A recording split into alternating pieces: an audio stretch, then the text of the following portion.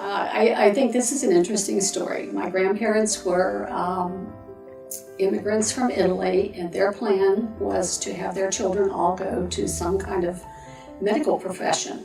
So my mother was told that she was going to pharmacy school in Pittsburgh, and she left, lose her minds in the late 1920s, went to Pittsburgh to live with people she didn't know, took a streetcar to the University of Pittsburgh every day, and I just can hardly believe that she did that. She was not a women's rights activist or anything. She was very timid. So, but it was a wonderful opportunity. My mother was a beautiful person inside and out. She was very loving. She was a very humble person. She had a great personality that everybody really liked her. And she spent a lot of time with me. We were very close, and I'm just happy that I was able to have the grandchildren there for her to enjoy. I think that was pretty much a given. I always grew up around the drugstore. I would walk there after school sometimes. She worked in my uncle's store. I would walk up there after school and start doing a few duties there. There weren't a lot of professions for women to follow at that time. I knew I didn't want to be a teacher. I didn't want to be a nurse. So that was pretty logical for me. And I think my father would have been very disappointed if I had not followed in my mother's footsteps, because he was very proud of her profession. That was an easy thing for both of us. We both came from families who had very good family values, so it was not a question of whether we spent enough time with our children or not. We just did.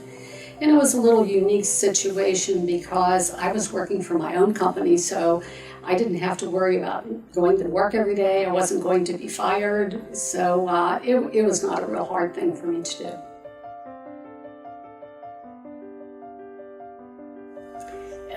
That's really a dream come true, really.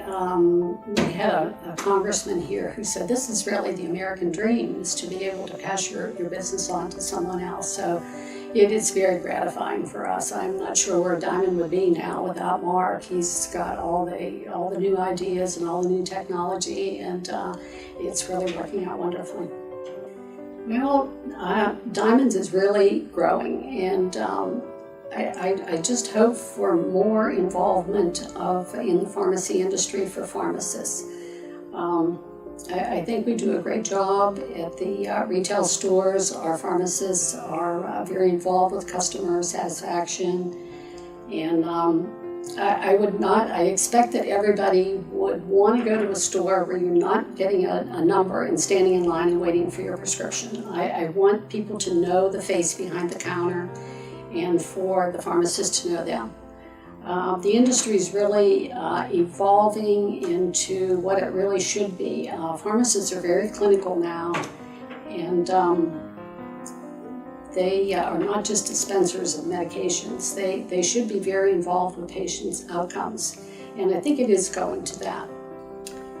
I think that our growth has really surprised us in how we have made such good decisions over the years. We certainly didn't do it ourselves. We were certainly blessed by all the gifts that were given to us, and the support we had from Indiana, the Chamber of Commerce. I think we have been very blessed to have grown like we have.